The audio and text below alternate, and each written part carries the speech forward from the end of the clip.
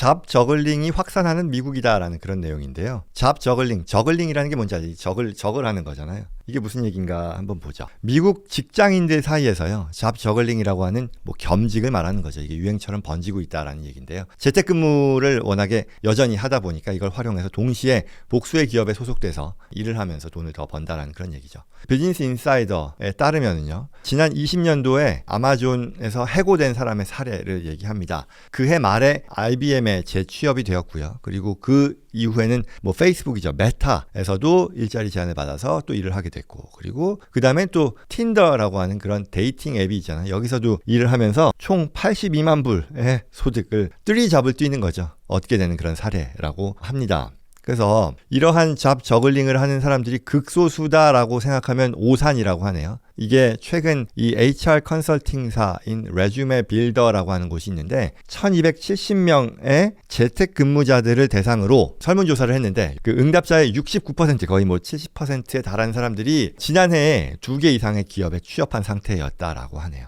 그래서 또 뿐만 아니라 이 잡 저글링을 하는 직장인들의 노하우를 공유하는 온라인 커뮤니티가 있는데요. Overemployed라고 하는데 여기에 가입된 사람들, 가입자들만도 30만 명이 넘는 숫자라고 합니다. 그러면 왜 이렇게 관심을 갖느냐라는 것과 관련해서 뭐 당연한 얘기겠지만 이러한 겸직자들이 늘어나는 이유는 재택근무가 보편화된 그런 근무 환경을 이용해서 여러 멀티플 셀러리저를 받음으로써 소득을 늘리고 싶어 하기 때문이라는 거죠. 그리고 또한 여기서 여러 직업을 갖고 있어야 어떤 최근의 어떤 고용 불안이라는 것들을 해소할 수 있다라는 그런 인식도 퍼지고 있다라는 거죠. 그래서 이 레주메 빌더 사이트에서는요, 겸직을 하는 근로자에 대해서 조사를 해봤더니 50% 이상의 숫자의 응답자들이요, 연간 10만 불, 6피겨 이상의 수입을 내고 있다라고 하고요. 그리고 또 정리해고를 경험해본 이 IT 업계 근로자들의 95%, 뭐 절대 다수죠. 해고됐을 때 버틸 수 있는 어떤 경제적인 쿠션을 갖기 위해서 겸직을 갖는 것을 적극적으로 고려하고 있고 그럴 필요가 있다라고 대답했다고 하네요.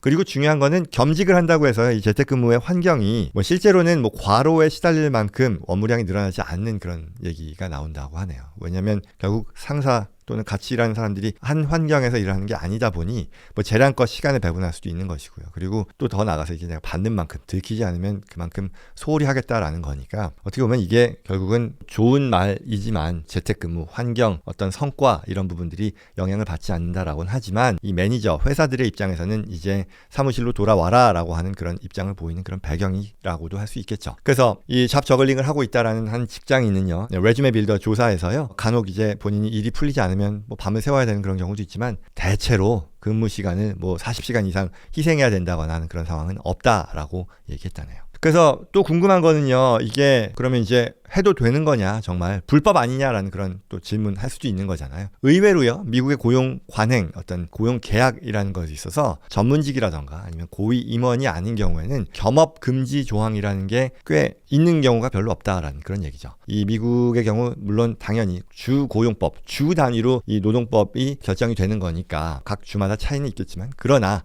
일반적으로는 이 전문직 고위 임원 아닐 경우에는 겸업 금지 조항은 일반적이지 않은 것이고요. 그리고 또 구글, 특히 이런 여러 빅테크 대기업들의 경우도 회사 일과 실제 관련이 없을 경우에는 개인 시간에 다른 일 하는 것들을 허용한다라는 거죠. 그리고 특히 캘리포니아 같은 경우는요, 노동법 조항에 이런 게 있어요. 야간에 일한다라는 의미로 문라이팅이라는 게 법으로 지정이 됐거든요. 그 말은 고용주가 야간, 말하자면 내 근무 시간이 아닌 다른 시간에 개개인들이, 직원, 종업원들이요, 다른 일을 하는 것들을 처벌할 수 없게 됐다라는 거죠. 왜? 내가 이해관계에 있어서 고용주와 충돌이 없다면 그거는 개인의 자유일 테니까. 근데 여기서 물론 문제가 되는 거는 근무 시간인 거잖아요. 근무 시간 외에 다른 일을 하는 것을 뭐라고 할 수 없다라는 것인데, 지금 앞에 사례에서는 재택근무를 하는 사람들이 근무 시간 중에 그런 것들을 한다, 악용한다라는 그런 부분일 테니까요. 아무튼 정해진 이 노동법상의 규정은 고용주와 이해관계가 충돌되면 안 된다라는 거, 그리고 회사의 자원을 다른 업무에 쓰지 않아야 된다는 거, 그리고 뭐 성과가 여기에 어떤 부정적으로 영향을 받지 않는, 어떤 저해되지 않는다라는 것들을 지킨다면 여러 회사에서 일하는 것도 충분히 합법적이더라라는 얘기죠.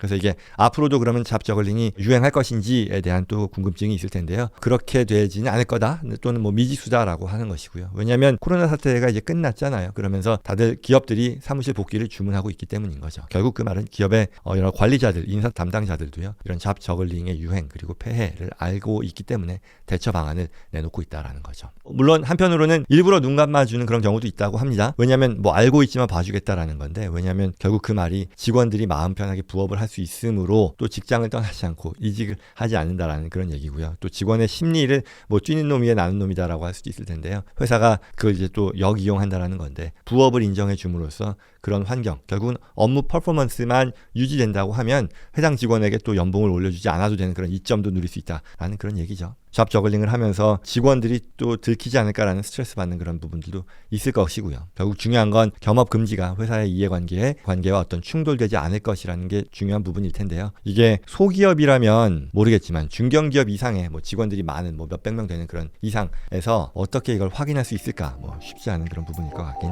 합니다. 뭐 최근 잡 저글링이 확산된다라는 그런 기사였습니다.